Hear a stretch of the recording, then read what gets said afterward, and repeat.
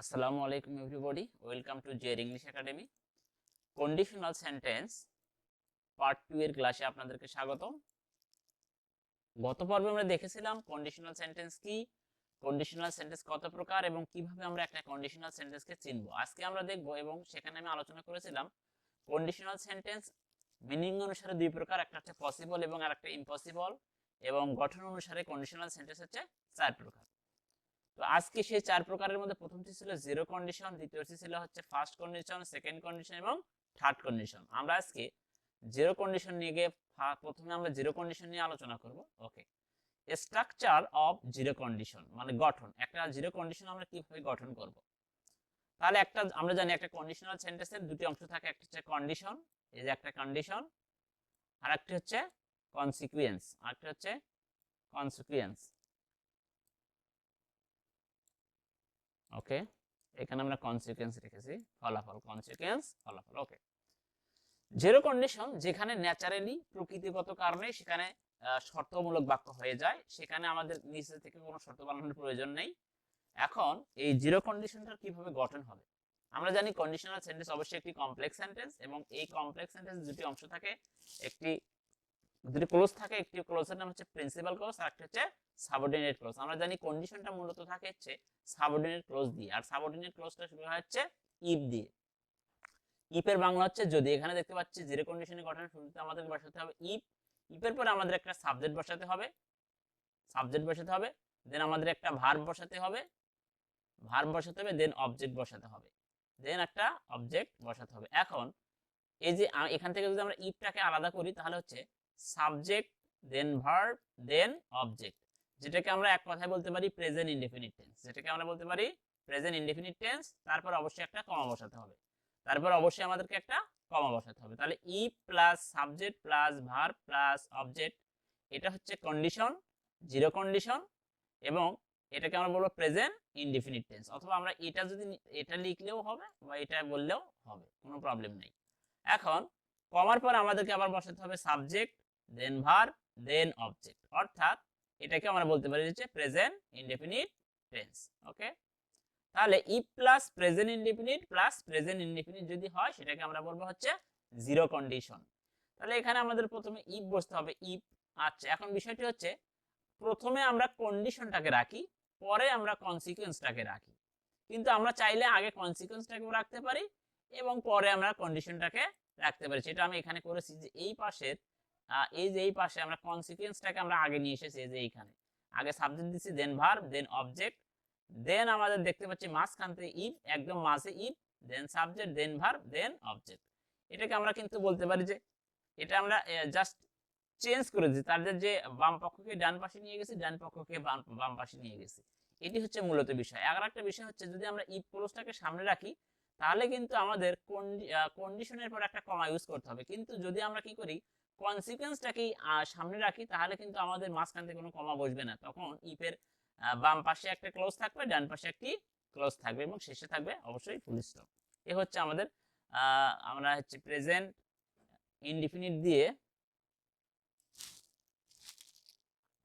First কন্ডিশনের গঠন। এখন ফার্স্ট কন্ডিশন গুলো কি রকম হয় আমরা একটু লক্ষ্য করি, তাহলে বিষয়টা আমাদের কাছে ক্লিয়ার হবে।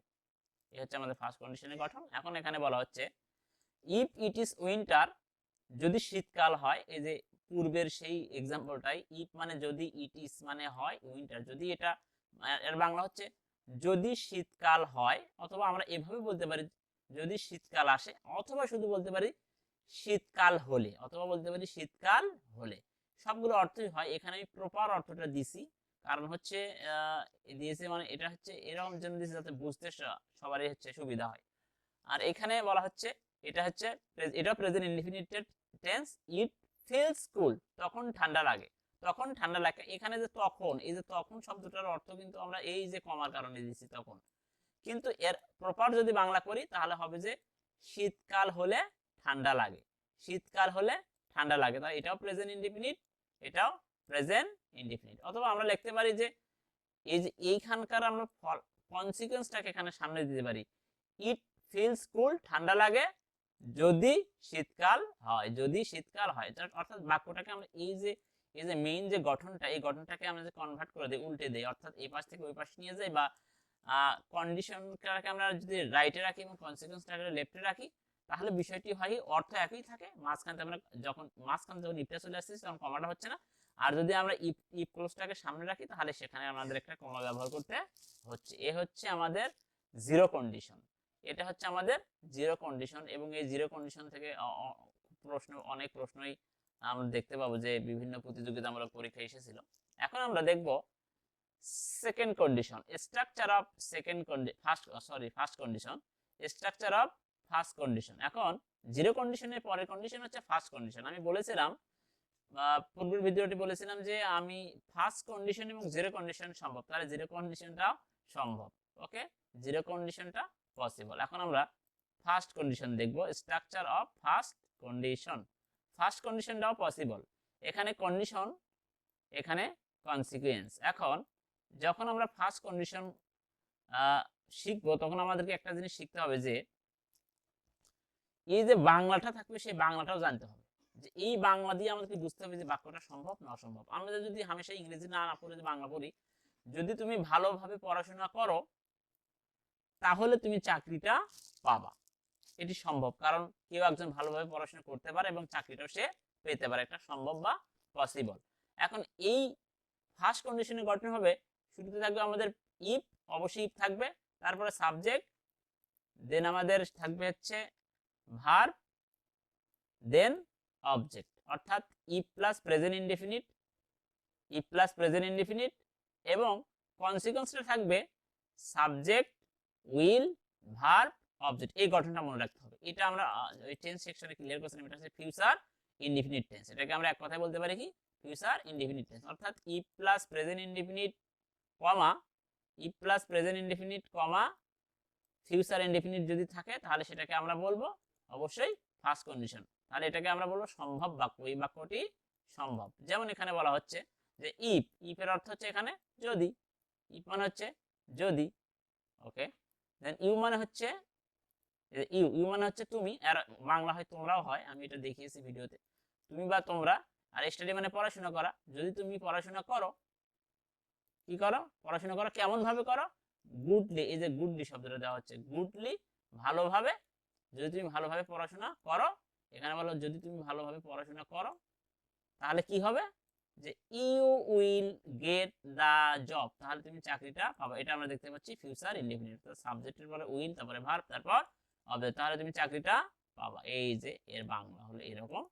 এখন বিষয়টি হচ্ছে আমাদের লক্ষ্য রাখতে হবে যে আমরা যদি এই যে ইফ ক্লোজটা অর্থাৎ কন্ডিশনটা আমরা যদি প্রথমে রাখি তাহলে মাঝখানে আমাদের একটা কমা বসাতে হচ্ছে, সেটা হচ্ছে ফলাফলের সামনে।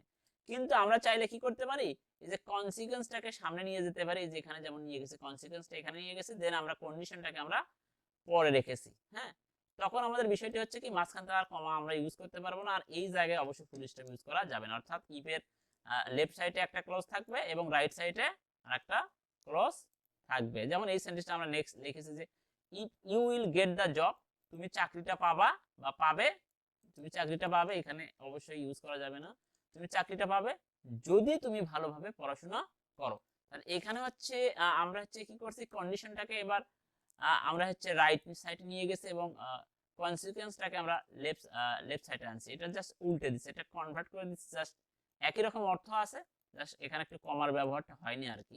এই পর্যন্তই। এ হলো আমাদের ফার্স্ট কন্ডিশন বা পসিবল বাক্য। এখন এই বিষয়গুলো ধরে ধরে যদি আমরা ট্রান্সলেশন করার চেষ্টা করি কিছু বাক্য, তাহলে আমরা বুঝতে পারবো আসলে কন্ডিশনাল সেন্টেন্সটি আসলে খুবই ইজি। আমরা যদি এই কন্ডিশনাল সেন্টেন্সটা খুব ভালোভাবে আয়ত্তে নিয়ে আসতে চাই তাহলে আমাদের অবশ্যই টেন্স সেকশনটা ক্লিয়ার থাকতে হবে, ফ্রেজ এন্ড ক্লোজ এই বিষয় সম্পর্কে ধারণা থাকতে হবে, সাবজেক্ট, অবজেক্ট, তারপরে সাবজেক্ট, প্রেডিকেট, তারপরে ভার্ব, সেই ভার্বগুলো ক্লাসিফিকেশন গুলো কি, অর্থাৎ একটা সিকোয়েন্স বাই সিকোয়েন্স যদি আমরা সামনে না যাই তাহলে এই ক্লাসগুলো আমরা বুঝতে পারবো না। সেজন্য যারা এই ক্লাসগুলো একটা ধারাবাহিকতার মধ্য দিয়ে শিখতে চাচ্ছেন বা প্রপার ইংরেজি শিখতে চাচ্ছেন তারা অবশ্যই পূর্বের ভিডিওগুলোকে দেখতে হবে, তাহলে এই বিষয়গুলো বুঝতে তাদের কাছে খুব ইজি মনে হবে। তো আজ এ পর্যন্তই, সবাই ভালো থাকবে।